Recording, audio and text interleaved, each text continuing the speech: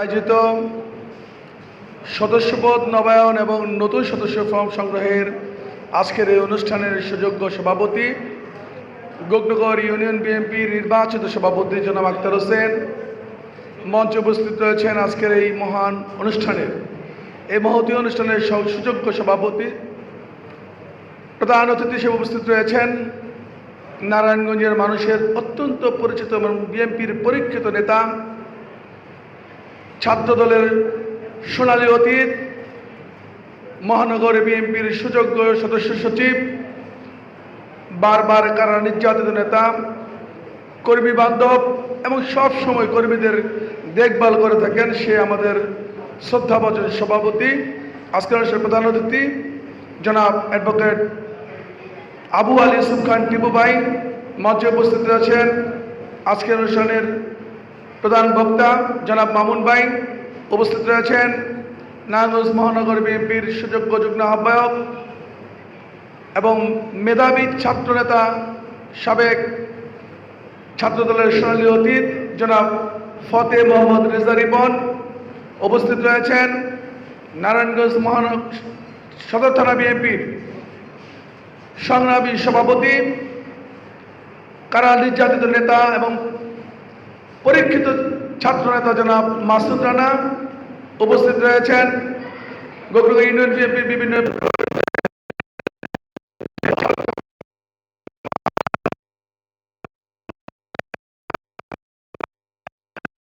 গুরুত্বপূর্ণ এবং বহু অনুষ্ঠান, কেননা এ বিষয়ে বক্তব্য এবং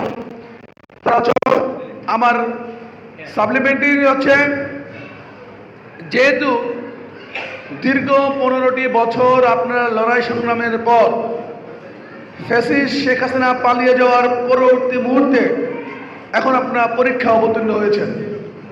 যদিও আমরা মহান মুক্তিযুদ্ধে 1971 সালে আমাদের পরে জন্ম, সেহেতু আমরা দেখেছি শুনেছি যে কিভাবে 1971 সালে মহান মুক্তিযুদ্ধে যারা মুক্তিযোদ্ধা ছিলেন তাদেরকে কিভাবে পদে পদে বঞ্চিত করা হয়েছিল। আমি এই 24 সালের 5 আগস্টের পর উপলব্ধি করছি, যারা প্রকৃতপক্ষে এই শেখ হাসিনার বিরুদ্ধে আন্দোলন সংগ্রাম লড়াই করেছেন তারা আছে নিগৃহীত নিপীড়িত, কিন্তু যারা 5 আগস্টের আগে দলে সামান্যতম ভূমিকা রাখেন নাই, সামান্যতম বললাম, ন্যূনতম ভূমিকা রাখেননি, আজকে তারা আজকে এমন একটা আন্দোলন তৈরি করতে চাচ্ছেন যে তারা সবচাইতে বেশি শেখ হাসিনার বিরুদ্ধে আন্দোলন সংগ্রাম করেছেন।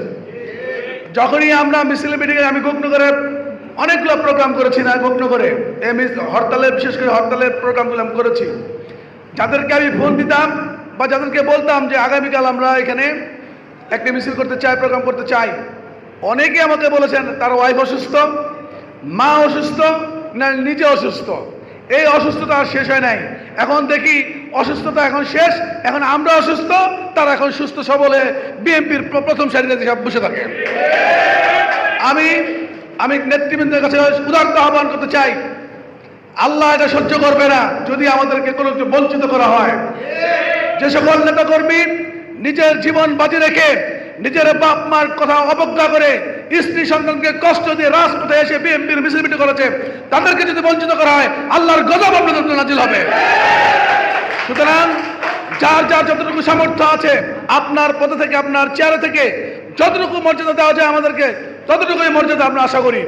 আপনার সামর্থ্যের বাইরে আমরা কিছু চাই না। আজকে মহানগর বিএনপির সুযোগ্য সদস্য বলেছেন, আমি জানি এবং বিশ্বাস করি উনি প্রত্যেকটি নেতাকর্মীর দেখভাল করেন এবং তার খোঁজখবর নেন। তারপরেও আপনার অগোচরে, আপনার দৃষ্টিগোচর না হতে পারে, আমাদের মতো কর্মীদেরকে ডেকে বুঝে শুনে আমাদেরকে বলেন, আমরা বলতে পারবো যারা রাজপথে আপনি দীর্ঘদিন কারাগারে ছিলেন, আপনার কাছে অনেকে অনেক ধরনের ফরিয়াদ নিয়ে আসতে পারে, আপনি নেতা সভাকে শুনতে হবে, কিন্তু যারা প্রকৃত রাজপথের নেতাকর্মী তাদের কথা আপনি শুনে বুঝে তারপরে তাদের পক্ষে অবস্থান নেবেন বলে আমি প্রত্যাশা ব্যক্ত করছি। আর একটা প্রত্যাশা ব্যক্ত করছি, যারা আন্দোলন সংগ্রামে ছিলেন না অন্তত তারা দয়া করে সামনে আর এসে বসেন না। আর তাদেরকে বলছি, আমরা তাদেরকে বলছি যে এখন কিন্তু রাজাকারে যারা ছিলেন তারা কিন্তু আর মুক্তিযোদ্ধা সাজার চেষ্টা করছেন। আপনারা সে ব্যাপারে যারা প্রকৃতপক্ষে বিএনপির কর্মী, কোশ্চিন কালেও যেন তারা তার সদস্য ফর্ম পূরণ করতে না পারে, তারা এই সদস্য ফর্ম পূরণ করার পরেই তারা দেখবেন আমাদের মতো লোকদেরকে তারা অবজ্ঞা করা শুরু করবে, কারণ তাদের কাছে সার্টিফিকেট চলে আসবে। এটা কিন্তু একটা সার্টিফিকেট, মনে রাখবেন, একটা তুচ্ছ তাচ্ছল্যের বিষয় নয়, ছোটখাটো বিষয় নয়, একটা বিরাট একটা বিষয়, এটা আপনারা মনে রাখবেন।